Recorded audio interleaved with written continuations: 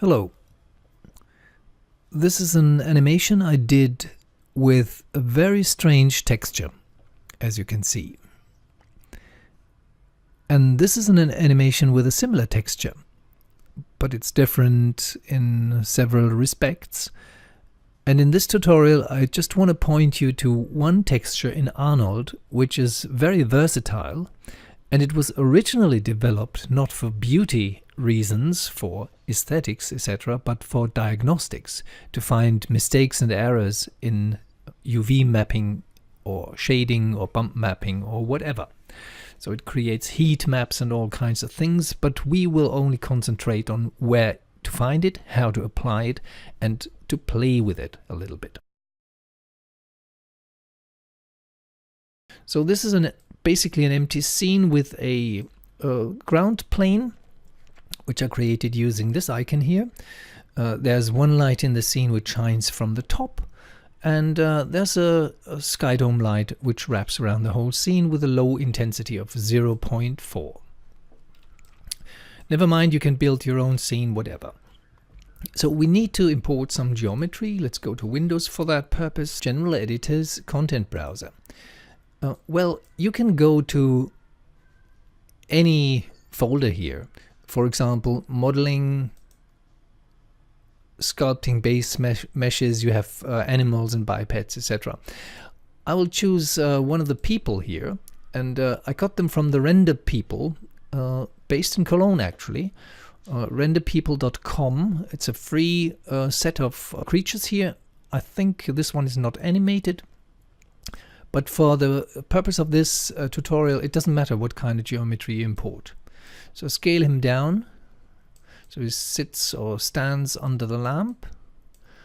Maybe move the lamp a little bit further to him, so it's slightly above him. So when we render this now, it's an AI mix shader, which is just fine.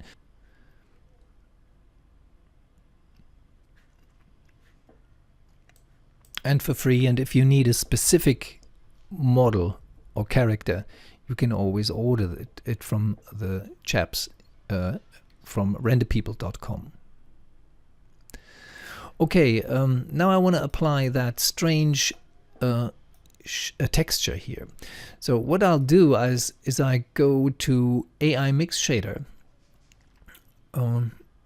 or in your case it's probably a Blinn or whatever. You have a pull down menu here where you can choose another shader, like a Blinn. So it's just one shader and all the textures are gone. Now with that Blinn here, or an AI surface shader, for example, you map the color with this strange texture. So click here, and I need to delete this because I was looking for a noise node recently.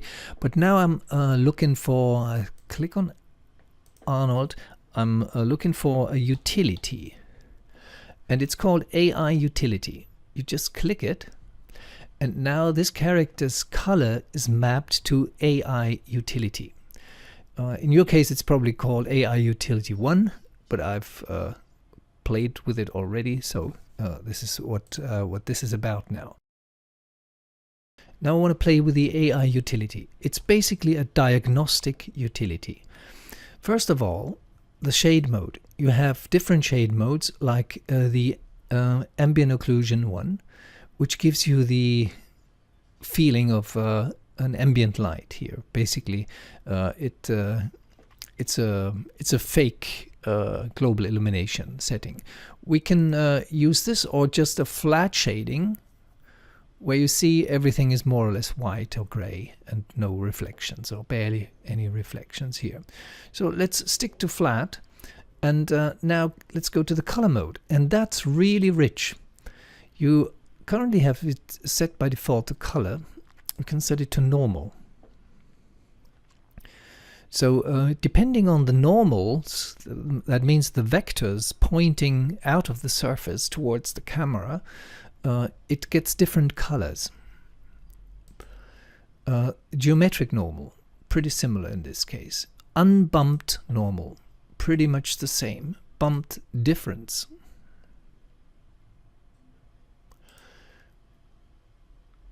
Barycentric coordinates.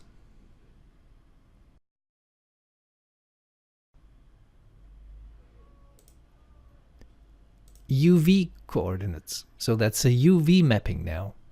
Here we have the surface derivative, the triangle wireframe. Now he's full of triangles. Let's get a little bit closer to him like this.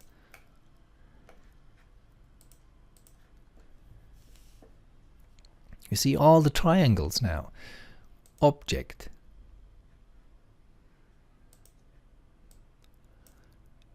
And what I showed you in the rendering before, in the first case it was a float grid. Let's move out a little bit now. Float grid comes from CSS programming and from computer graphics. So there's two ways to interpret this float grid. Reflection lines. Bad UVs. I think it displays the bad UVs, which are not properly mapped in another color. In this case, it looks quite alright. Everything is cool. I haven't played with this. Number of lights. Well, we have 2 lights in the scene. An object ID doesn't help here a lot because we have only 1 object. If you had 10 objects and gave them numbers from 1 to 10, they would all have different colors now. So it's for diagnostic reasons, but all I can say is play with this texture. It's so rich, and of course you can do all kinds of things with it, not just diagnostics. Bye bye.